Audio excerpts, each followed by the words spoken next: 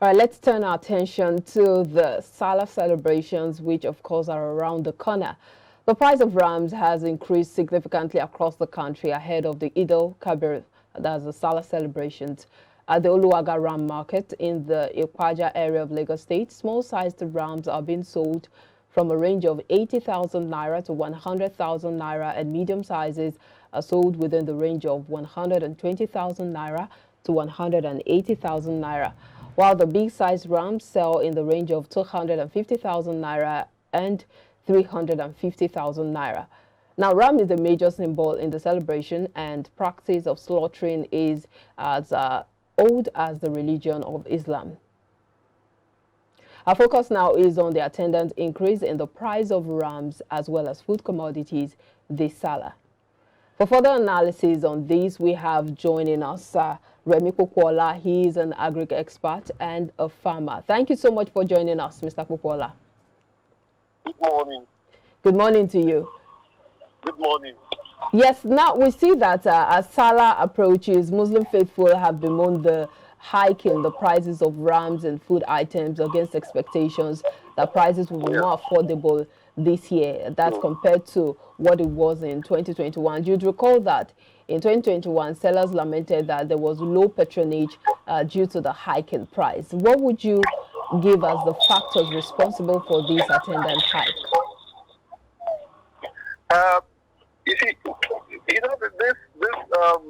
low patronage is relative, and also depends on the time. Okay. Sometimes early it might be slow, but over time you find out that it just pick up. Nigerians are late. We like to get things to get to the when it's about time. That's when you see the rush. So it's like I said, it's a function of time. Okay. It might start slow, but definitely that it will pick up. So yes, but you'd recall that last year, even when the Sallah celebrations were on, the marketers, the sellers were complaining of the fact that the patronage wasn't as high as the previous years. Yes. Yes. Definitely. Like this year, sellers were a bit apprehensive initially. But I think over time the market just pick up, because you can imagine that some of those rams are selling above 300,000. So, and the people are also buying it. So you're saying patronage hasn't dropped in any way? Yes, patronage has moved out in any way. There might be supply might have reduced, but the point is our demand. Nigerians are one kind of people that we like to rise up to occasion. Last year it was high, and this year they prepare ahead. Some people have bought ram about 2 or 3 months ago ahead of time, and then you still see some people that are buying now. So people will rise up to occasion. We are connected. We have a way of connecting to our people in and outside the country for them to show concern and they'll just tell them, look, last year I didn't buy ram, I didn't do anything. This year, it can't be 2 years of non-slaughtering of ram. So that's exactly what happened now. Let's look at some of the challenges or the issues responsible for this hike. For instance, some people, like the chairman of the Lagos State Ram Sellers Association, Bagada Abubakar, talked about the fact that the hike is compounded by increase in the price of diesel. Why do we keep having this hike? Because last year we didn't have the price of diesel wasn't this high, yet we still had a hike. So it looks like every year there's always a hike. Yes, the reason for the hike, definitely there are two things. There are two major things: security and the transport. Bringing the ram down to the south is another thing. Being able to buy is another thing. I know that Nigeria can take a risk, but at the same time, a lot of people will have flooded the market based on purchasing, buying from the north. But you find out that what there are few that might not be able to go. But definitely, security, like I said earlier, security and cost of transportation is another. Those two things are major problem Yes, right now. yes, but when we talk about transportation, the transportation is a factor because they have to move the rams all the way from the north to the south. And the question would be, Yes. why can't we rear these rams here? Do we have to go through that stress of bringing them all the way from the north every year? Yes, some of us are trying to do that. But how many Nigerians how many people, how many Southerners are ready, are patient enough? You know what I'm saying? A lot of people want fast money, but the point, how many of them are patient enough? Because by the time you look at it very well, it's not, farming is not something that comes, the money comes immediately. It's a function of sowing and harvest. You know, it takes time. It's not something that comes out immediately. You know, but I think over that, I think it's improving gradually. We have some people that are hearing rams right now, but at the same time, you know, rams when they give birth, only very few rams can give birth more than one or twice, more than once in a year. You know what I'm saying? And at the same time, they give birth to one baby. So you need a lot of all those things to be able to give birth. Sometimes even the so-called rams that we are talking about from the north, sometimes some of them come from outside the country. So you have to look at it that way. But not that sounds like it is a cost-intensive, you know, expenditure, considering the fact that some farmers have even complained about the feeding costs, saying it has gone up. But rams are herbivores, and you'd wonder why that is playing out. Well, the feed cost, you can grow the feed here, but at the same time, how many are willing? You know, when you bring feed, definitely, like I said, transportation is also there. That will impact on the feed cost. And don't forget, you remember that some of the feed that comes from the north has to be planted. And you are also, it has its security impact too. We have seen a situation whereby some local governments, the banks have to stop from local government from even going to the farm. Or they will tell them that they have to pay this kind of tax.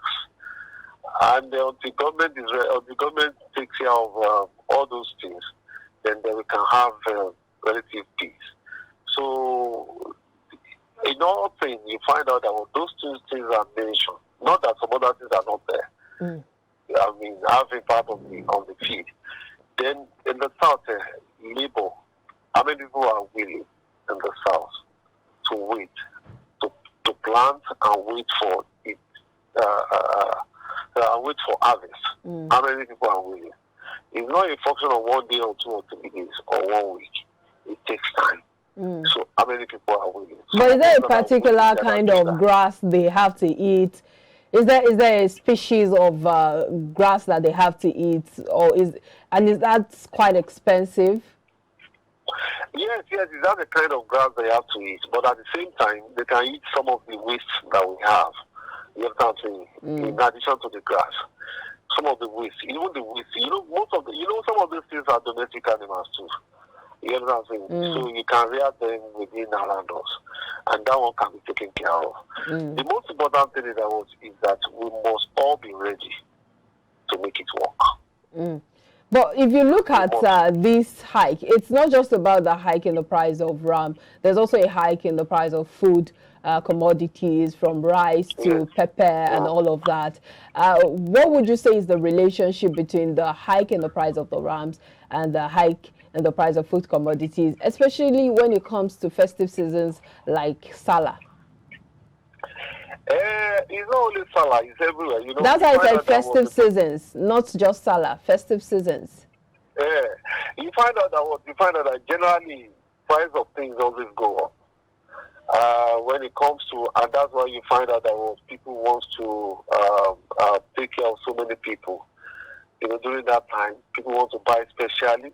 People want to mark, and that's the time where you see your brothers, your sisters, your cousins. They come from the village, or you go to the village, and that's when movement. A lot of you just have to really take care of people, celebrations, and all that sort of thing. Those things are things that add to the value of those products. And when you now look at the transportation, you see movement, you hike the price, and don't forget the fact that like today now, you find out that you hardly see fuel in the market. And those are the things, I'm saying, that happens in the market. Generally, it's a really, really, really things that the government has to, only the government and everybody has to manage. But definitely, it's a plan thing, and it's not going to be a one-off transaction. Okay, but let's assess the impact of this on the Muslim faithful who are planning to have, swell celebrations, and also on the economy generally. Yeah. Well, on the economy, there is movement of money, and money being moved. People are at least the farmers and the transporter and everybody, they have more cash, and that's good for the economy. You don't think it can cause inflation issues? It can cause what? Inflation issues. Inflation issue. I don't think so. I think, high price leads to inflation. But the point is that I think there is movement up and down. It can be overcome. Inflation is still manageable when you compare to the outside world, which is very high, and but definitely something that can be managed, Okay, but what about the mood of the Muslim faithful? Is it dampening it in any way? Which mood of what? The high prices, is it dampening the mood of the Muslim faithful in any way? No, it's not. You don't think it will affect their spending capacity? Like I said, last year it was a shock, but this year it won't be not a shock to a lot of Nigerians. You know what I'm saying? You have to understand our system. The way we work is this: if a Nigerian have a problem in a particular period of time, don't think that that problem will not repeat itself. Last year they didn't buy because there was high price. But this year, a lot of Nigerians will try to overcome it. They will have looked ahead and said, what happened to me last year will not happen to me this year. We are strugglers. We know how to manage things. We know how to manage issues. All right. What do you think the federal government and all relevant stakeholders can do to, avoid this kind of situation, especially when festive seasons are approaching? We go back to the field and plant and rear. We do more of it. Let the vets be ready to take care of the animals. Let's go back to the field. The population is increasing every day, and migration is taking place. People migrated to Lagos, you know what I'm saying? And they are not, some of them are not doing much. So migration is taking place. So that's the challenge. You know what I'm saying? In as much as we can't cope that, definitely we have to be able to manage that. Population is increasing, migration is taking place, you know what I'm saying? And in as much as we have those things, it's still occurring in our system. We have to manage it. Now, some stakeholders have also said that, you talked about insecurity earlier, some stakeholders have also said that the increasing rate of insecurity is causing some farmers to get, scared and grow some form of apathy towards husbandry and rearing the animal. What's your take on this? I totally agree with them. You understand? Like, I said earlier, there are some places that the bandits did not allow them to go to the field. And there are some places where if you want to get into the harvest time, they will ask you to pay tax. So all those areas, you understand what I'm saying? And you also find out that what the youth in some of those areas are migrating to the city every day. And because they are migrating to the major work they should have done, the farming, which was what they were used to, they were not doing it. Some of them have become Okada riders, doing one thing or the other in city. You understand what I'm saying? All right. So that's it. All right, Mr. Kwekwuola, what will be your final thoughts on this issue? The final thought is let everybody go back to the field and do more. All right. The government to wake up and be ready to ensure that people go back to the field. All right. A very big thank you to you for your thoughts on the show this morning, Mr. Remi Kwekwuola, an agri expert. Thank you for your time on Business Breakfast. You're welcome. Have a good day. Thank you very much. All right. After the break, CBN Naira for Dollar scheme, the Naira rate to the US dollar has fallen by a whopping 127 Naira, reflecting a 26% depreciation in the value of the Naira on the parallel market since the scheme was implemented. That's our next talking point. After this break, don't go anywhere.